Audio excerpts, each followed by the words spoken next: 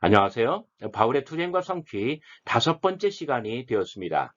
복음서에 보면 특별히 순환사화에서 예수님께서 어떻게 잡혀가시고 그리고 십자가 위에서 생을 마감하시는지 그 고난의 이야기, 그러나 그럼에도 불구하고 사흘 만에 다시 일으킴을 받으시는 부활하시는 이야기가 장장 긴 이야기로 서사물로 나오고 있습니다. 그리고 물론 예수님께서 누구누구에게 나타나셨다. 개인들뿐만 아니라 어떤 집단으로 여러 사람들에게 여러 차례에 걸쳐서 여러 사람들에게 나타나셨다라고 이야기를 합니다. 자, 사도 바울도 바울 서신을 보면은 예수님의 어떤 우리를 위해 우리 죄를 위해서 대신 돌아가셨고 그러나 그럼에도 불구하고 일으킴을 받으셨고 그리고 누구누구에게 나타나셨다. 이런 이야기가 나옵니다. 자, 예수님의 고난과 부활을 신학의 소재로 삼고 이것 때문에 교회가 어떤 탄생하는 그러한 경우도 가능할까요? 자, 오늘은 이 시간에는 특별히 예수님의 고난과 부활 그리고 현현 체험을 어떤 신학의 소재로 삼고 교회가 태동하게 되는 바로 그러한 경우를 여러분들과 함께 한번 이야기해 보려고 합니다. 여러분 끝까지 잘 들어주시면 대단히 감사하겠습니다. 예수님의 고난과 구약 성경.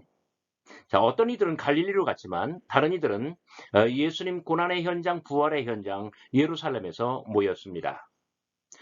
예전에 예수님과 함께 하였듯이 사람들은 서로 모여서 함께 빵을 떼고 잔을 나누면서 구약 성경을 읽고 시편을 노래했습니다.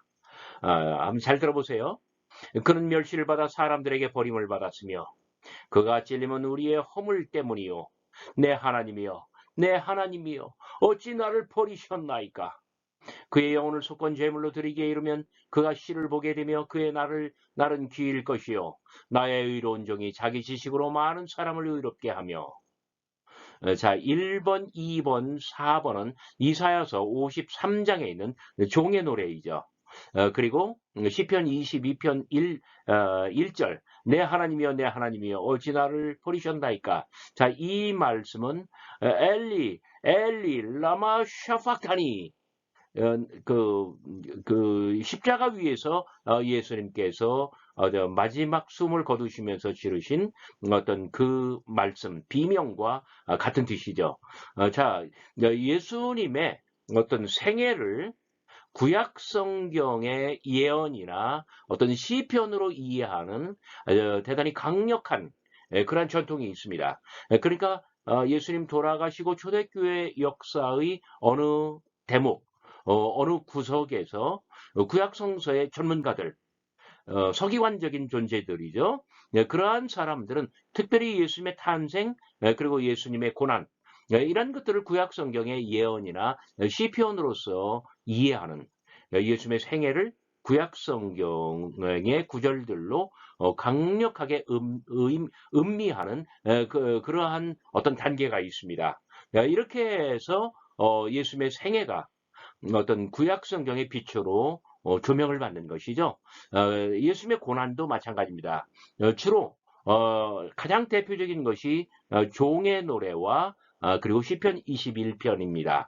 예루살렘의 어떤 고난의 현장, 부활의 현장에서 사람들은 빵을 떼고 잔을 나누면서 구약 성경, 구약 예언을 읽고 시편을 노래하면서 예수님의 어떤 돌아가신 의미, 예수 고난의 의미를 구약 성서로 풀이했다는 것입니다. 예루살렘 교회의 탄생. 자, 하나님의 나라는 영광의 예수에 의해서 이루어진 게 아닙니다. 영광의 예수, 예수님의 영광, 그게 아니에요. 오히려 하나님의 나라는 하나님께서 구약 성경에 말씀하신 대로 조금 아까 우리가 읽은 그런 구절들이죠. 의로운 이었지만 고난당하셨고 고난당하셨지만 지금 살아계신 바로 그 예수에 의해서 이루어졌다고 예루살렘 교회 사람들은 그렇게 여겼던 거예요. 자, 이런 맥락에서 살아계신 예수님의 임재는 교회의 공동 식사와 긴밀하게 관련됩니다. 그들은 살아생전 예수님과 함께 했듯이 예수님 돌아가신 이후에 부활하신 이후에 함께 모여서 빵을 떼며 잔을 나누며 구약 성경을 다 읽었다고 했잖아요. 그런데 거기 보면은 그 종의 노래에서 그런 의로운 종이셨지만 고난당하셨고, 고난당하셨지만 지금 살아계신단 말이에요.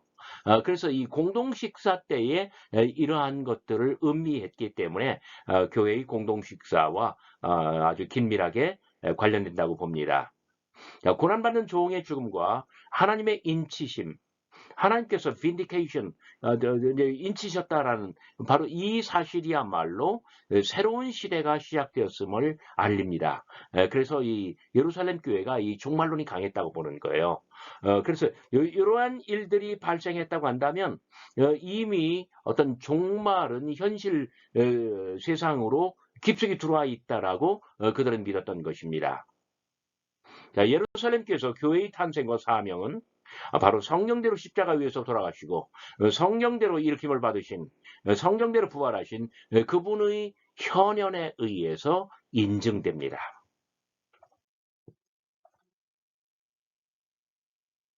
자, 부활 그리스도의 현현을 본 사람들. 자, 고린도전서 15장 5절부터 7절까지 보면은 자, 바울이 하는 말이에요. 맨 첫째는 베드로입니다. 그 다음에는 열둘입니다. 그 다음에는 500여 형제입니다. 그 다음에 야고보, 모든 사도들, 그 다음에 6번에는 자기 자신을 집어넣어요. 그러면 1, 2, 3. 자, 베드로, 열둘, 500의 형제. 그 다음에 4, 5, 6. 야고보, 모든 사도들. 그 다음에 자기 자신. 그러니까 베드로와 야고보가 필적되고요. 열둘과 사도들이 필적되고요.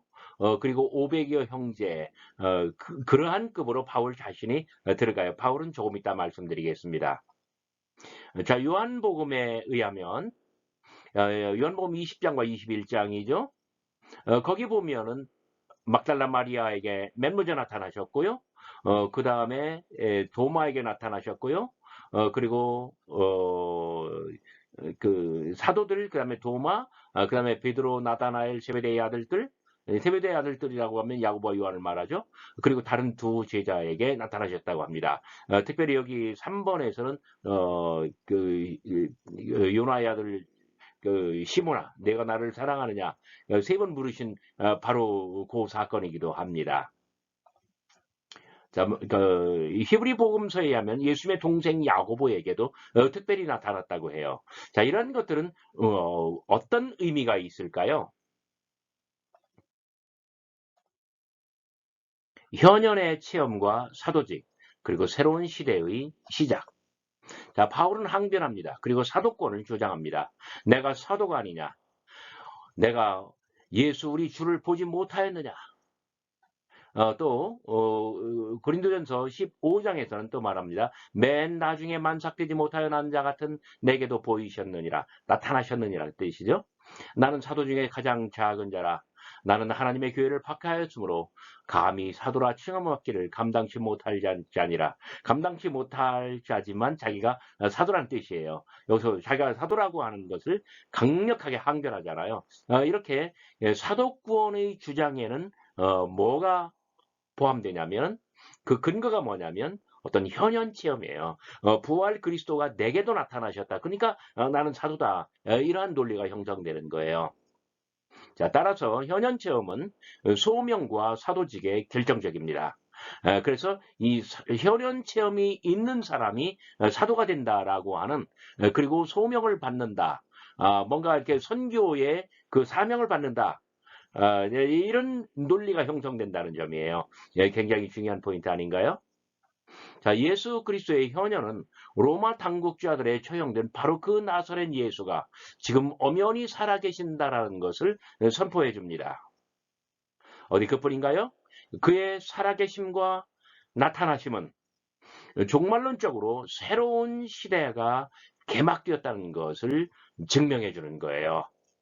자, 그래서 이 현현의 어떤 그 의미, 현현의 의미는 누구에게 어떤 소명을 주고 그를 사도로 부르고 소명을 주는 바로 그러한 의미이면서 그리고 종말론적으로 새로운 시대가 개막되었다는 것을 말해주는 바로 그것이기도 합니다.